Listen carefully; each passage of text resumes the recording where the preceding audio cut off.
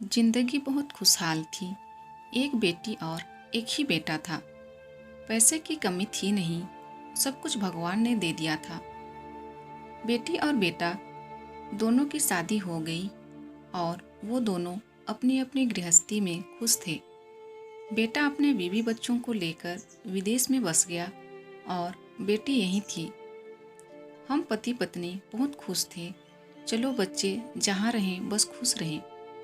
एक दिन सुबह सुबह मैं मेरे पति नाश्ता कर रहे थे, तभी उनके सीने में दर्द हुआ और दर्द इतना तेज था कि वह तड़प रहे थे। तुरंत एम्बुलेंस को फ़ोन किया और अस्पताल ले गई। तुरंत इलाज शुरू हुआ, लेकिन भगवान को कुछ और मंजूर था। वो बच नहीं पाए। मेरी दुनिया अंधेरी हो गई। आज उनकी 13वीं थी और मेरे बेटी दामाद मुझे अपने घर ले जाना चाह रहे थे। माँ ये इतना जिद कर रहे हैं तो मान जाओ ना, तुम्हें हमारे साथ चलने में क्या दिक्कत है। नहीं बेटा, मैं अब अपना यह मनहूस नसीब लेकर कहीं नहीं जाऊंगी। भगवान भरोसे अपनी बची खुची जिंदगी यही गांव में गुजार लूंगी। पीछे से दामाद जी आकर बोले, माँ जी आपने आज हमें पराया कर दिया है। माना कि भाई साहब व्यस्त होने के कारण विदेश से नहीं आ पाए तो क्या हुआ। पिताजी के सारे क्रियाकर्म हुए कि नहीं, बोलिए। मैंने कोई अंतर नहीं किया किसी भी तरह की जिम्मेदारी निभाने में। बेटा, इसके लिए मैं बहुत ही आभारी हूँ। जो बेटे के रहते हुए भी आप दामाद होकर बेटे का फर्ज निभा रहे हैं।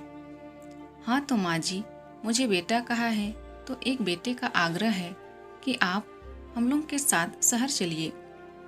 वेदना जी की आंखों से आंसुओं की धारा बह चली। दिल में एक हुक सी उठी कि बेटा रहते हुए भी पिता को मुखाग्नि नहीं देने आया। वीजा पासपोर्ट का बहाना बना, बाद में आऊँगा कहकर टाल गया।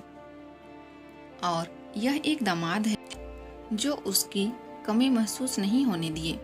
फिर भी सामाजिक रीति ही ऐसी है कि माँ बाप नहीं चाहते कि बेटी दामाद के पास जाकर रहे। श्राद्ध कर्म के बाद सारे नाते रिश्तेदार चले गए। किसी को कोई चिंता नहीं थी कि वेदना जी अकेले कैसे रहेंगी। बेटी के मनुहार के सामने उनकी एक ना चली। बूझे मन से साथ जाने को तैयार हो गई। वह सोचने लगी कि वाकई बेकार में लोग बेटा और बेटी में फ़र्क करते हैं। वेदना जी की जिंदगी आराम से कट रही थी।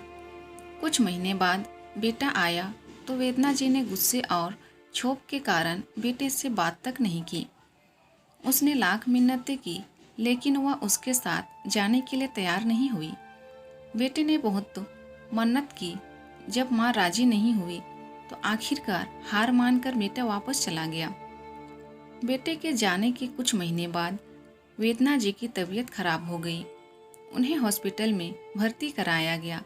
लगभग 20 से 25 दिनों बाद वह स्वस्थ होकर घर आई। बेटी दामाद की सेवा से वह भाव विभोर थी और सोच रही थी, अगर बेटी दामाद इतने अच्छे नहीं होते तो वो कहाँ जाती। एक दिन सुबह बैठी धूप सेक रही थी, तभी कुछ पेपर लेकर बेटी आई और कहा कि माँ यह हॉस्पिटल के बिल हैं, इस पर दस्तखत कर दो। वेदना जी ने कहा, बिल पर दस्तखत क्यों करना है बेटा? अस्पताल में तो कोई पेपर दस्तखत नहीं करवाते, फिर ये किसके पेपर हैं? माँ, आपके दामाद जी ने कहा है तो कर दो। क्या आपको भरोसा नहीं है हम पर? अरे बेटा, कैसी बात कर रही हो? इसमें भरोसे की क्या बात? लाओ कर दूँ। और उन्होंने उन पेपरों पर साइन कर दिया और फिर वो भूल गई, क्योंकि उनके दिल में कोई बात थी नहीं। महीने दिन बाद गांव से रिश्ते के देवर वेदना जी से मिलने आए। आओ भगत के बाद उन्होंने कहा कि भौजी, अब तो आप कभी गांव आती नहीं, सो मैं कुशल क्षेम पूछने चला आया। वेदना जी ने कहा, क्यों नहीं आऊँगी मैं अपने गांव? वो मेरा गांव है, घर है। जब मेरा दिल करेगा आऊँगी। वहाँ से मेरे पति और बच्चों की यादें हैं। देवर ने कहा, जब इतना लगाव था तब आपको पुरखों का नामो निशान नहीं बेचना चाहिए था। भाभी, आपने अच्छा नहीं किया, सब कुछ आपने बेच दिया और एक बार पूछा तक नहीं। वेदना जी भौचक्का होकर कभी बेटी को देख रही थी और कभी दामाद को। बेटी उनकी तपाक से पति का पक्ष लेते हुए कहा, ऐसे क्यों देख रही हो माँ? पैसे पेड़ पर थोड़े ना फलते हैं। हॉस्पिटल के इतने सारे खर्चे थे, सो इन्होंने बेच दिए। गांव के घर और जमीन को तुमने ही तो साइन किया था उन जमीन के पेपरों पर। वेदना जी निःशब्द थी, बस उनकी आंखों से पश्चाताप के आंसू गिर रहे थे और दिल यही कह रहा था कि शायद गिरगिट भी अपना रंग इतना जल्दी नहीं बदलता होगा जितना जल्दी इस बेटी दामाद ने बदला है। अगर वो मांग लेते तो खुशी खुशी उनको दे देती, लेकिन ऐसे धोखे से सब कुछ बेच दिया। दामाद तो पराया था, उससे क्या गिला, लेकिन बेटी तो अपनी थी ना। लेकिन जब लालच की पट्टी आंखों पर पड़ जाए तो कोई अपना पराया नहीं देखता।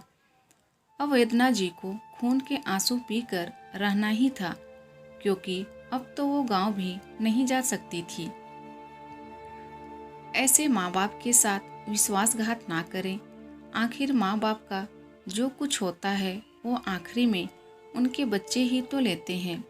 तो फिर जमीन जायदाद के लिए माँ बाप को क्यों धोखा देना?